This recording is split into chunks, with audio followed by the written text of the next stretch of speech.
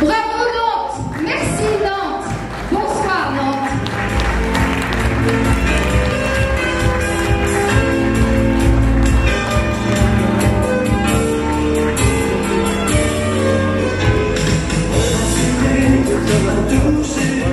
Merci. Et on voit que quand on est dans la vérité, ces photos et ces images nous montrent qu'on est plein d'énergie et qu'on va bousculer les montagnes et bousculer aussi l'ordre des choses.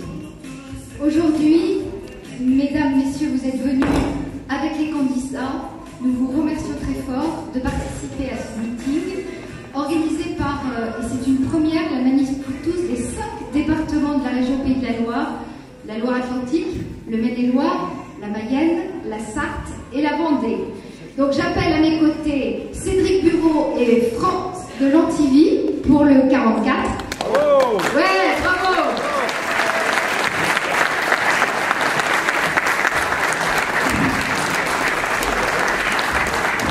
Qui nous accueillent ce soir et les AFC nous ont aidés aussi pour le toit qui nous couvre ce soir.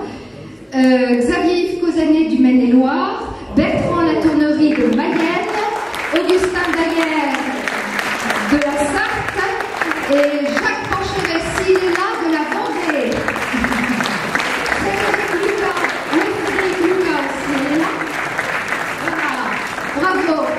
Et chacun d'entre eux a participé à l'organisation de ce soir pour motiver et rassembler autour de nous les tweeters aussi. Je pense à eux qui sont en train de tweeter, ceux qui sont sur Facebook. Voilà, je profite de l'occasion qui m'est donnée pour remercier aussi particulièrement, ils ne sont pas sur la scène, Louis Munier et Patrick Raymond pour leur engagement dans la préparation de ce meeting ce soir. Un grand merci aussi du fond du cœur à l'équipe nationale qui est venue en soutien logistique comme régional. Et puis, je voudrais aussi remercier Lionel à la technique et François-Xavier à la vidéo pour relever ce challenge.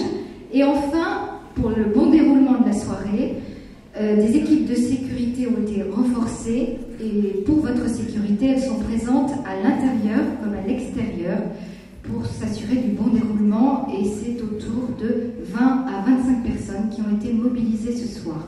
Voilà.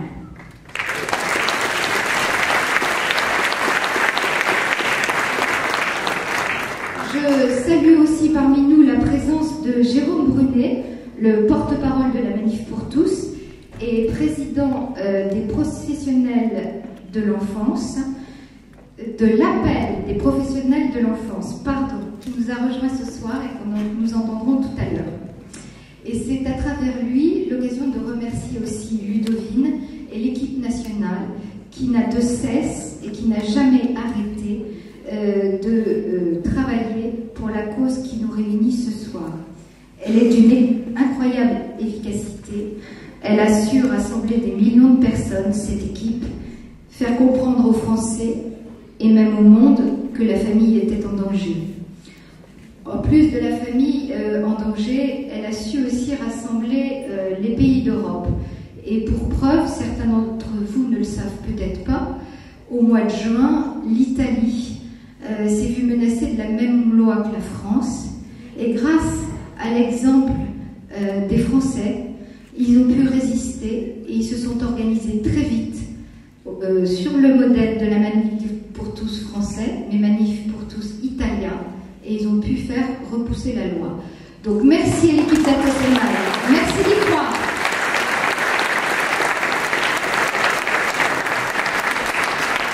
Et puis enfin, je me tourne vers vous pour vous remercier, parce que qu'est-ce que c'est que la Manif pour tous, si ce n'est autre chose que le rassemblement que vous êtes ce soir et que nous avons été dans les rues. Donc la Manif pour tous, c'est pas une petite poignée de gens, c'est juste une volonté ferme de se battre pour ce que nous pensons être la vérité de la civilisation, la vérité de l'homme. Et donc vous avez été dans les rues, vous êtes aujourd'hui ce soir ici pour un engagement politique. La Manif pour tous a été dans les rues, maintenant elle descend dans l'arène politique. Vous l'avez appelé de vos voeux, cette mutation, parce que vous avez dit qu'on ne pourrait pas infiniment descendre dans la rue, mais qu'il allait falloir construire. Donc nous rejoignons tous les mouvements, comme Alliance Vita, comme AFC. Certains d'entre nous s'engagent en politique, les jeunes notamment. Une nouvelle conscience est née pour relever ce défi. De belles âmes se montrent, François-Xavier Bellamy par exemple, et des jeunes qui s'engagent dans le combat politique. Donc merci à vous, parce que demain, avec vous, on continuera tous à être les meilleurs défenseurs du combat pour la famille. Bravo! Bravo à vous!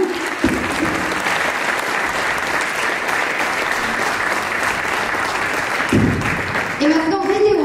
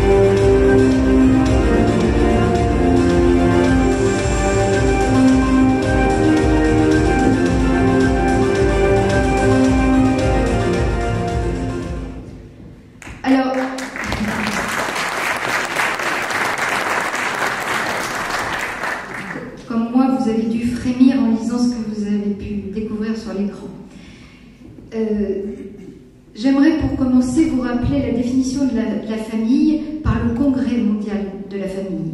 Donc ça va être un petit peu long, écoutez bien.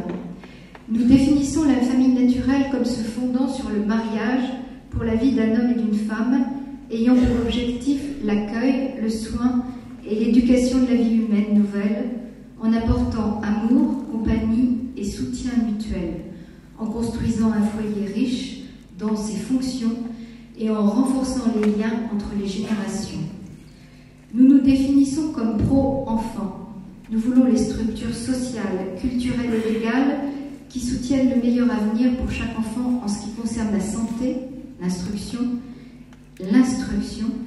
et l'engagement de demain dans la vie civique. Nous soutenons une organisation du travail qui permette aux parents de passer davantage de temps avec leurs enfants.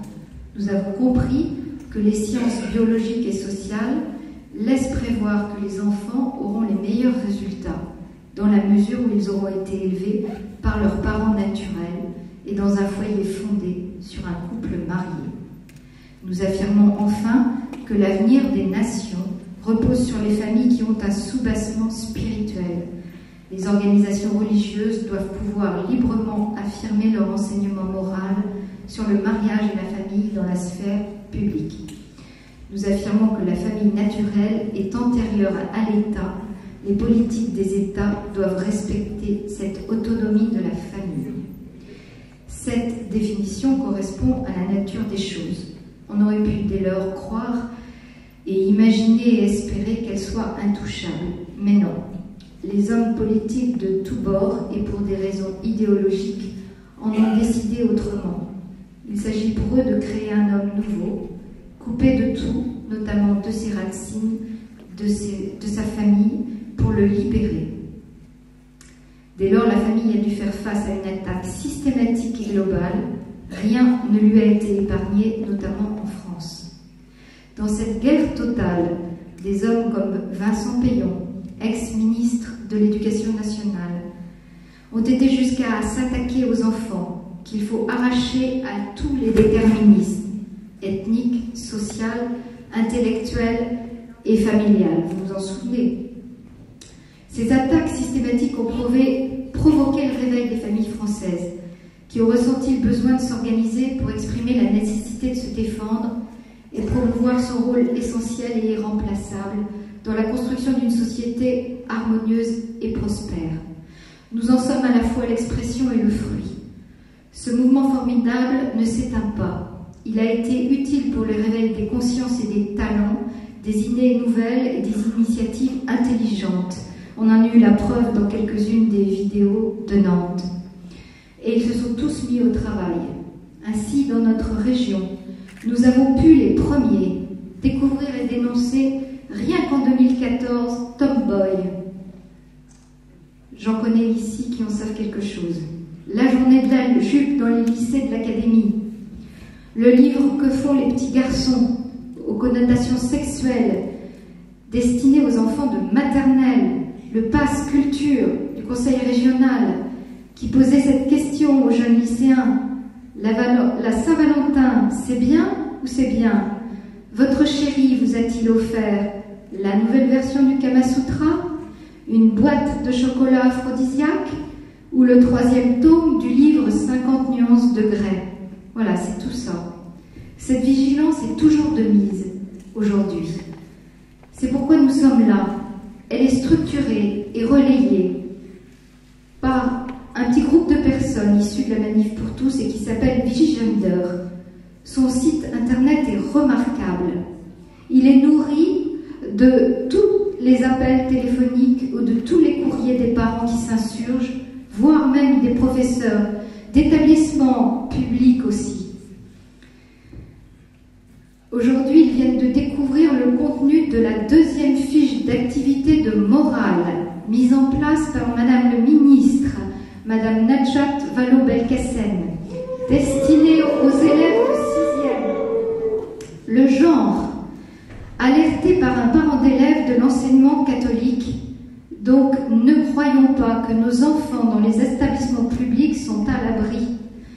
Les élections, qu'elles soient locales, régionales ou nationales, sont des occasions uniques pour la famille de se faire entendre et de rappeler aux futurs élus son rôle déterminant et crucial pour la société. Une société qu'on veut profondément humaine. Aussi, après cette échéance des régionales, LMPT aura encore à se retrousser les manches. Car croyez-moi, c'est au niveau national, mais aussi au niveau européen, voire au niveau mondial, que LGBT, lui, agit toujours. La politique menée actuellement contre la famille et qui ne désarme pas, nous promet de battre encore le pavé et nous irons sur Paris.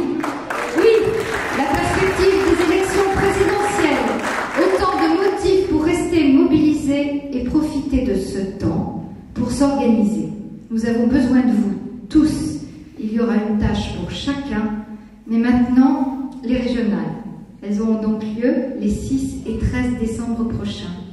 Il est apparu clair pour notre mouvement qu'à cette occasion, il convenait d'interroger les candidats sur leur vision de la place de la famille dans les différents domaines qui sont du ressort des autorités régionales. Pour nous, il est certain que dans tous les domaines dont les élus régionaux ont la charge, qu'il s'agisse des lycées, des transports, du développement économique local, des subventions attribuées aux associations en lien avec l'emploi, l'éducation, la culture, le sport, les élus régionaux doivent prendre en compte la famille et le bien des familles comme finalité.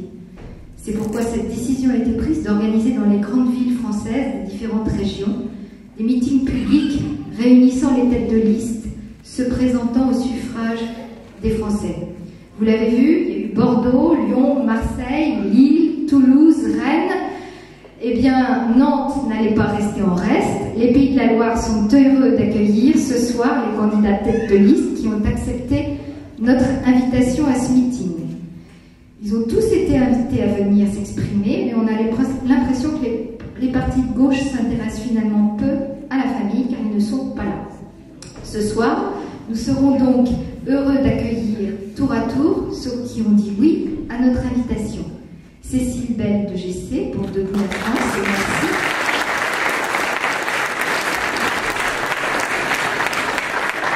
Pascal Gana pour le Front National.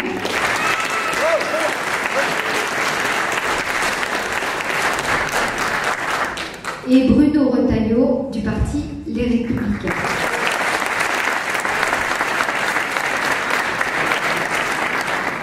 La soirée va être animée par Louis Ronsin, responsable province LMPT, donc de notre province, Bretagne, Normandie et Pays de la Loire. On le salue et on le remercie. La règle du jeu, c'est qu'il posera les mêmes questions aux différents candidats qui se succéderont les uns après les autres au cours de cette soirée. Les ordres de passage des candidats ont été organisés, comme dans les autres meetings, par ordre alphabétique. Et puis, Jérôme Brunet conclura notre réunion. Jérôme, porte-parole, infatigable de la Manif pour tous, et enseignant, enfin il a été enseignant, il est passé directeur d'établissement, il a fait carrière, toute sa carrière dans l'éducation. Il est aussi de Tours, père et grand-père, et il est président de l'association, et cette fois-ci je le dirai sans me tromper, Appel des professionnels de l'enfance.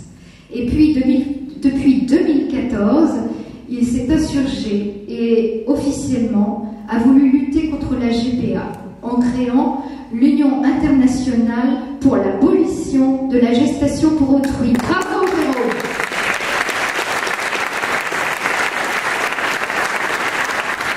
Alors, avant de passer la parole à Louis Ronsin, parce que d'abord vous en avez marre de m'entendre, je vous informe que nous avons un stand de produits dérivés, Noël approche.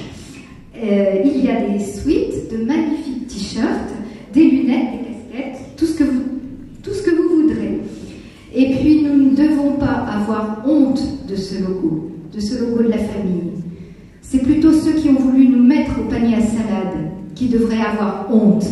On accepte le diable, on accepte Che Guevara, et on refuse des t-shirts. Moi j'ai un ami qui s'est retrouvé au panier à salade pour avoir porté un sweatshirt avec un père, une mère et des enfants. C'est quand même incroyable. Nous sommes dans un pays de liberté. Comme vous le savez, et pour terminer, organiser un meeting comme celui-là coûte cher. Aussi, 2 personnes se tiendront à la sortie de la salle ce soir pour nous aider à couvrir les frais. Donc merci de leur faire bon accueil. Je passe la parole à Louis. Merci.